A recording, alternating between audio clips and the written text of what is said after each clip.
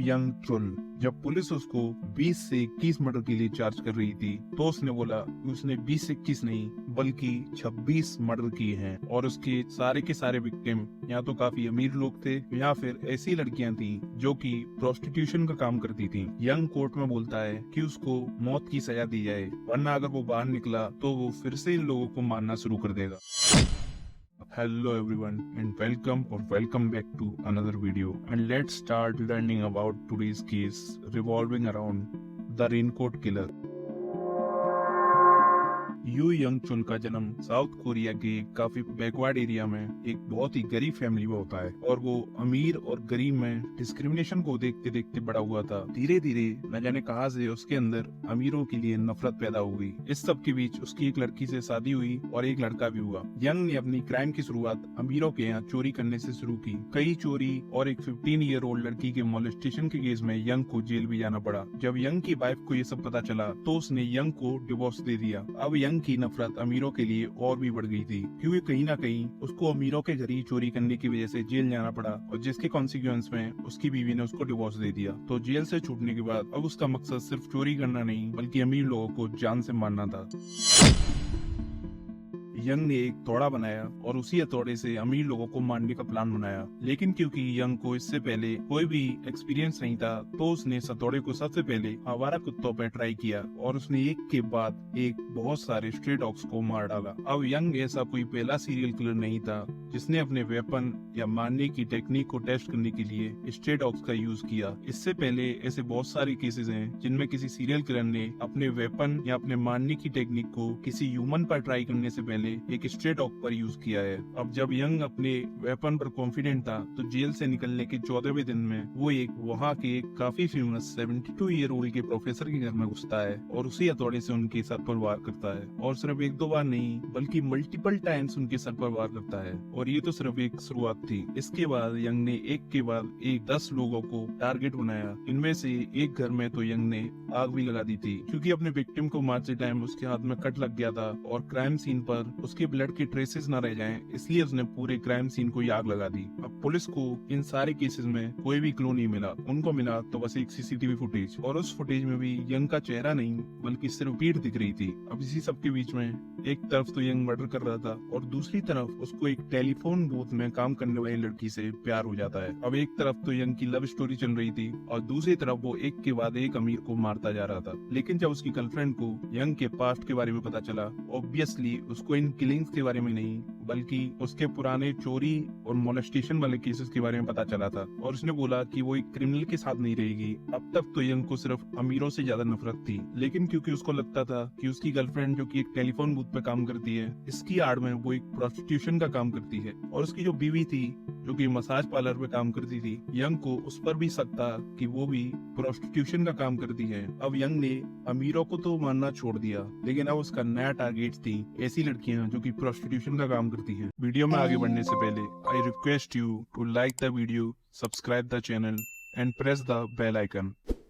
Let's get back to the video. और Young का जो सबसे पहला टारगेट था वो थी उसकी गर्लफ्रेंड। उसने ब्रेकअप के बहाने अपनी गर्लफ्रेंड को अपने घर पर बुलाया और हथौड़े से उसके सर पर वार करके उसको मार डाला। यंग ने अपनी वाइफ को भी मारने का सोचा, लेकिन क्योंकि उसका एक लड़का था तो उसको लगता था कि अगर वो उसकी माँ को मार देगा और उसके क्राइम के बाद उसको पता था कि कभी न कभी उसे जेल भी जाना पड़ेगा, तो उसका जो लड़का है वो अकेला रह जाएगा।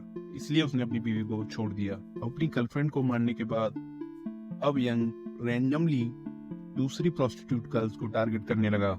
तो यंग पहले तो उनको अपने घर पर बुलाता था और फिर उनको उसी तरह हथौड़े से मार देता था, लेकिन जिस तरह वो अमीरों की बॉडीज को उनके घर पर ही छोड़ देता था, अब उसको समझ नहीं आ रहा था कि वो इन बॉडीज का क्या करे, क्योंकि ये तो वो अपने घर पर ही कर रहा था। तो उसने डिसाइड किया कि वो इन बॉडीज के टुकड़े करेगा और फिर इनको अलग अलग जगह पर फेंक देगा। तो यंग ने सबसे पहले जाकर अपना फुल बॉडी का एक्सरे कराया, जिससे उसे पता चला कि ह्यूमन बॉडी में कहाँ कहाँ पर बोन्स होती हैं और कहाँ कहाँ से उसको काटना चाहिए। और उसके बाद उसने बड़ी ही सफाई से हर बॉडी के 16 से 17 टुकड़े किए और उनको अलग अलग जगह पर फेंक दिया, except the head of the body. वो इन लड़कियों के सरों को अपनी बाथरूम में बालों के थ्रू टांग दिया करता था और वो ये सब इतनी सफाई से कर रहा था कि 20 से 25 मर्डर होने के बाद भी किसी को कुछ भी पता नहीं चला।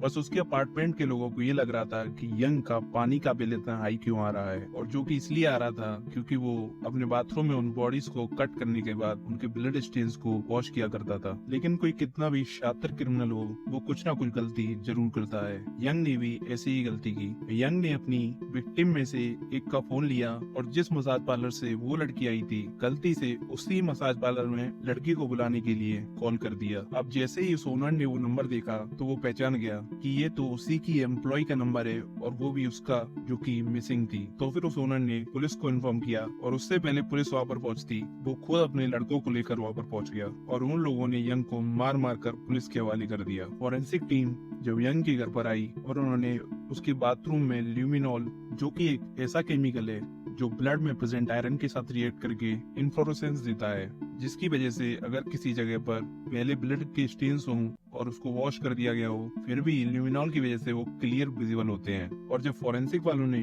यंग की बाथरूम में ल्यूमिनॉल स्प्रे किया तो वहाँ पर प्रेजेंट एक इंसान कांप उठा, क्योंकि जहाँ पर भी ल्यूमिनॉल स्प्रे करते वहीं पर इन्फ्लोरेसेंस, इनफैक्ट बाथरूम की सीलिंग पर भी ब्लड के स्टेन्स थे।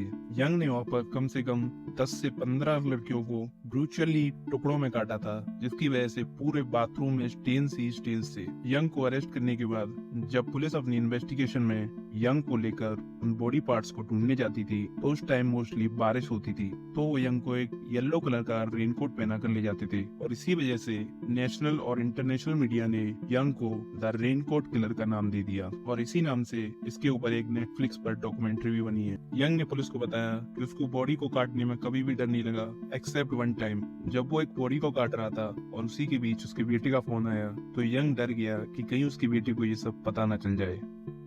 इस केस के होने से कुछ ही समय पहले कोरिया में डेथ पेनल्टी पर बैन लगा दिया था। इसका मतलब कि अगर कोरिया में कोई कितना भी सीरियस क्राइम करे, उसको max to max life imprisonment की सजा मिल सकती है। तो मजबूरन कोर्ट को यंग को भी इतने सीरियस क्राइम के बाद लाइफ इम्प्रिजमेंट की सजा दी गई, और उसको अपनी बची हुई लाइफ जेल में गुजारनी होगी।